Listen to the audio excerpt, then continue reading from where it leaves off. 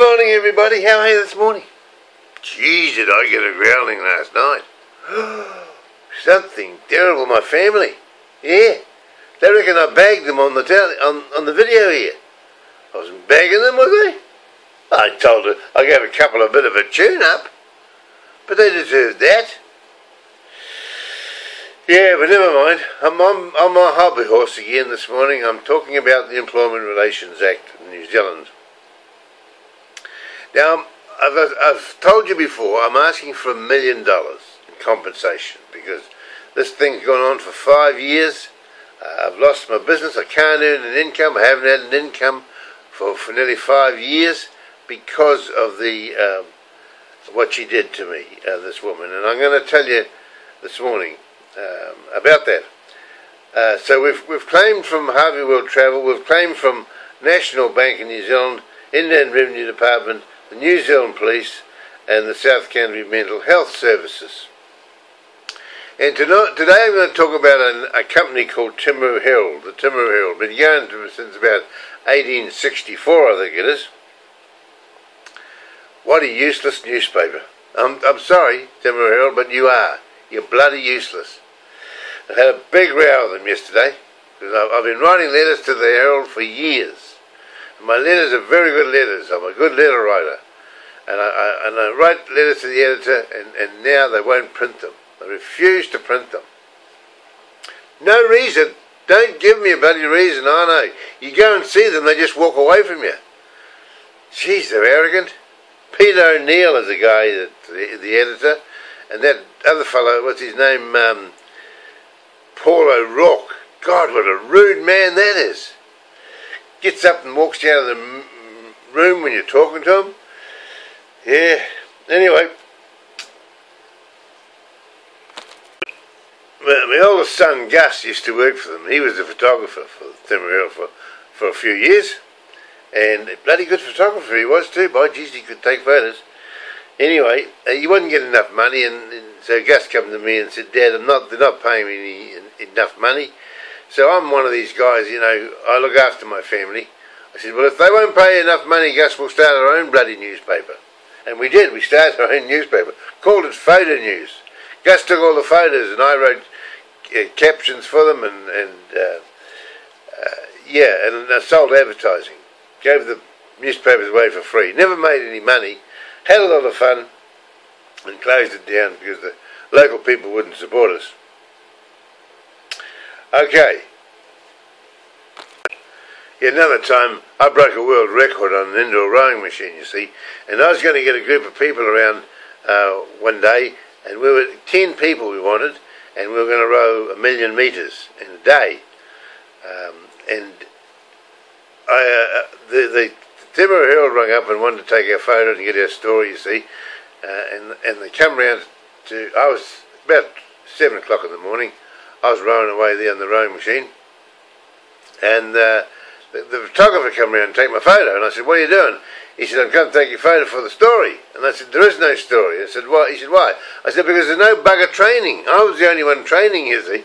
All the other buggers were still home in bed, and you can't row 1 million metres in a team unless you train. So I wouldn't let him take my photo. And then the reporter came around, this fella, what's his name, Paul O'Rourke, and he wanted to write the story. And I said, no story, mate, go home. No one's training, with no bugger training with me. So anyway, I finished up doing the 100,000 metres on my own, because we all had to do 100,000 metres, and I did my 100,000 metres on my own. And they got their nose put out of joint, because they never got a story. So ever since then, they've taken a snitcher on me, see? And they won't print my letters. But anyway, yesterday, I rang the guy up and said, listen, now listen, before I tell you this story,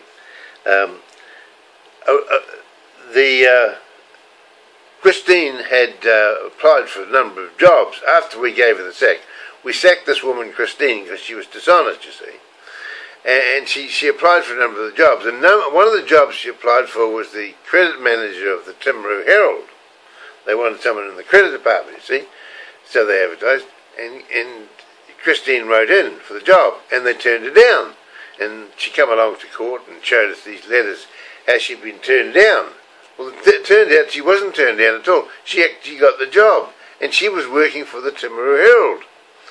And it turned out we had to pay her for being unemployed, because they can make a claim if they're unemployed for a benefit from the employer, right?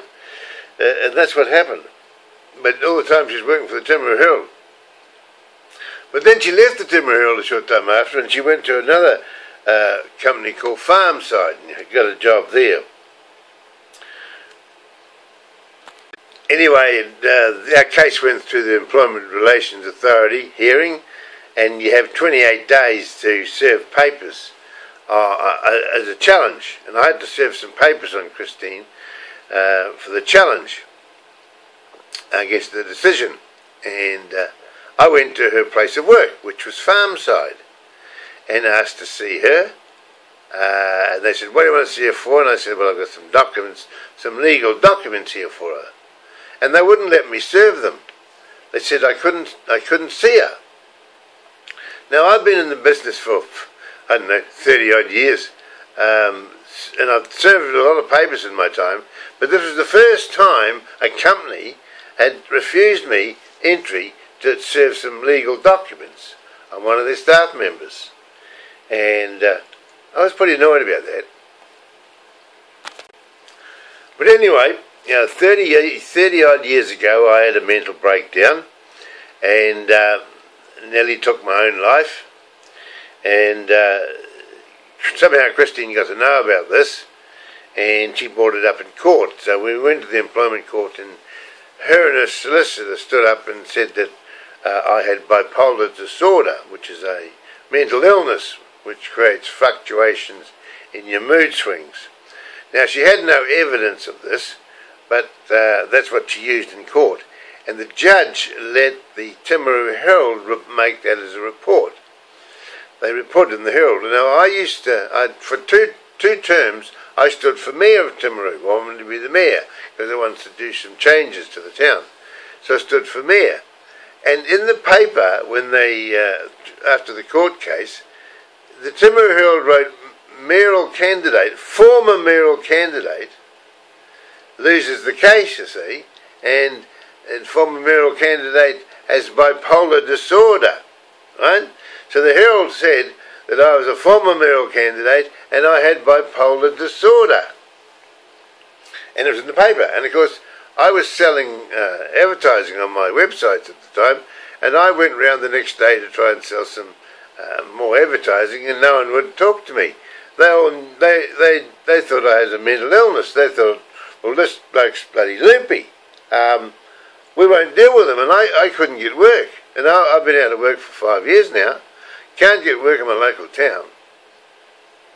And it's all because of the Timaru Herald. This Timaru Herald stuck this notice in the paper. Former mayoral candidate has bipolar disorder. Now, I'd written a letter just recently to the Herald, because the guy wrote in, sticking off at the Maoris, going crook about the Maori claims and stuff like that.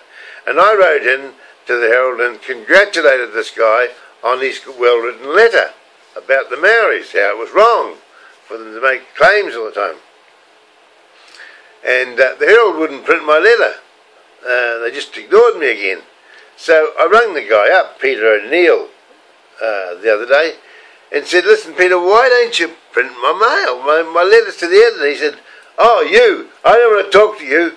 Hooray!" And he slammed the bloody phone down in my ear. God. And I got wild. I picked up my camera and I went round there and I showed them up. And there's a video. There's a video I put on yesterday. Just a minute. Yeah, I've called it. What have I called it? Timaru Herald gets a tune-up. Yeah. Go on there and have a look at that. It's called Timaru Herald gets a tune-up. I gave them a bloody tune-up. And it says, "Don't play games with Ronnie B."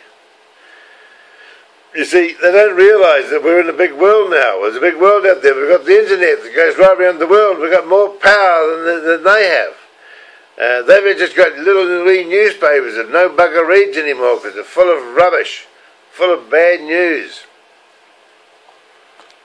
So there it is, Timaru Herald. Get your bloody checkbook out and send me a check. Put some money in the bank. Because you owe me. You owe me big time. You owe me an apology, a public apology, and you also owe me some money for compensation for putting me out of work. Okay? Hey, listen, fans, keep tuned in, won't you? Every day I'm going to be on here talking about something, talking about stuff. I know you might be getting sick of the employment law thing, but I've got to do it. I've got to go right through. It's very important because it's making a big difference to the country. If we can get this change, it'll make a huge difference to New Zealand. Okay? So just have faith in me and listen to what I've got to say. See you later.